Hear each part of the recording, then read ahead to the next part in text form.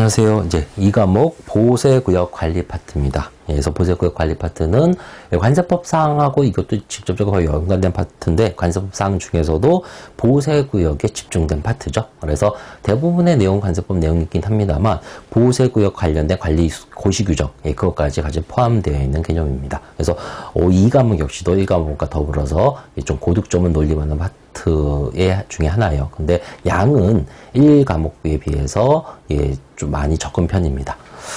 그러면은 바로 제 2과목의 챕터 1 보세제도 및 보세구역 1반에 대해서 이제 공부하시죠.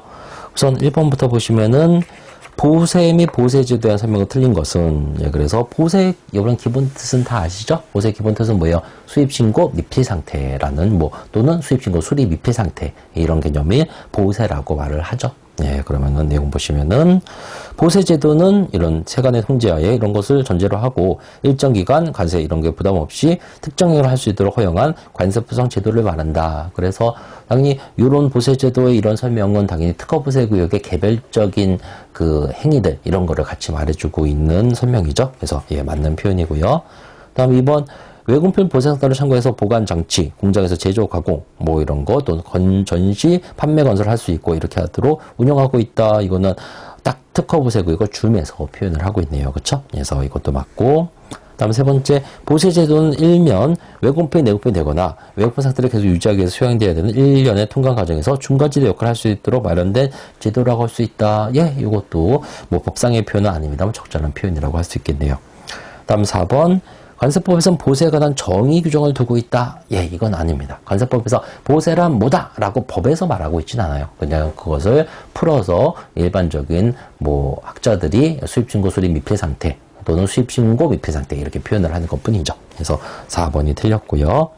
5번 보시면은 관세법에서 수리되기 전에는 이런 거로도 판출하지 못하도록 규정하고 있어 관세 납부와 관련 없이 수리 전에 보세 의미를 보고 있다고 할 수 있다. 맞죠? 그래서 수리가 됐느냐 안 됐느냐에 따라서 보세구역을 나올 수 있고 없고가 개념이 잡히는 거지 관세 납부 여부로 개념을 잡히는 건 아니죠.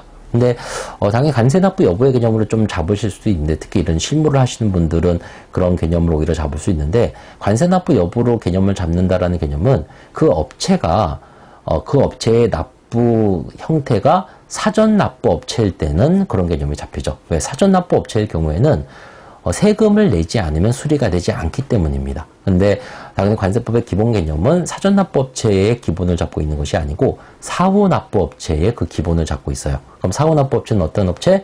먼저 수리를 시켜주고 수리로부터 15일 안에 세금을 내면 되는 업체, 그거를 사후납부업체라고 말을 하는 거죠. 그래서 그걸 좀 구분을 해주시고요. 다음 두 번째 보시면은 보세제도의 필요성과 거리가 먼 것은 그래서 보세제도는 크게 보세제도를 이렇게 나누기도 합니다. 보세구역과 보세운송. 그래서 보세구역은 좀 정적인 개념, 그리고 보세운송은 동적인 개념, 이렇게 개념을 나누기도 하는데 여기 이번 문제의 이 개념은 거의 보세구역 개념의 필요성을 말하고 있는 문제예요. 그래서 1번 징수 확보, 통관지수 확립, 세관 업무의 효율화, 수출 및 산업 안전, 산업 지원. 이게 완벽한 보세구역의 어떤 기능들이죠.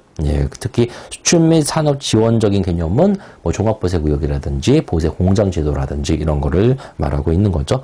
5번 수입 및 밀수 억제? 보세제도가 수입 및 밀수 억제를 하는 건 아니죠. 말 그대로 어떤 통관의 어떤 중간적인 어떤 지역 이런 개념일 뿐이지. 그래서 5번이 또 완전 틀렸다고 보긴 좀 그렇습니다만 가장 거리가 먼 거이긴 합니다. 그렇죠? 그래서 2번에 5번이고요. 다음 3번 보시면 보세구역과 자유무역 지역의 근거 법령으로 옳은 것은 이라고 되어 있죠. 그래서 그 보세구역은 여러분 관세법상으로 이게 관리를 받는 곳이고 자유무역 지역은 여기 써 있는 대로 자유무역 지정에 대한 지정 및 운영에 대한 법률. 그래서 말 그대로 좀 부서도 다른 거죠. 관세법은 이제 기재부 소속. 그리고 자유무역 지역은 그냥 산자부 소속 이런 개념으로 좀 개념이 차이가 있죠. 그래서 1번이 맞습니다. 다음에 4번 보시면은 보기의 내용 차로 들어갈 말로 적당한 것은 이죠. 그래서 한번 쭉 보시죠.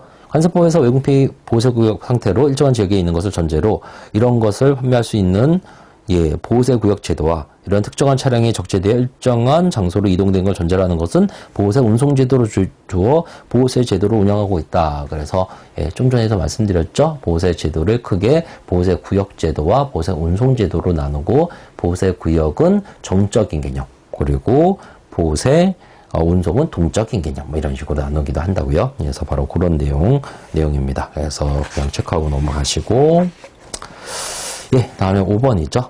보세구역에 대한 설명으로 틀린 것은, 예, 그래서, 예, 보세구역의 기본 개념은 여러분 다 아시죠? 근데 뭐 아시는 거라 하더라도 다시 한번 개념을 잡아드리면은, 예, 첫 번째, 지정보세구역이 있고요.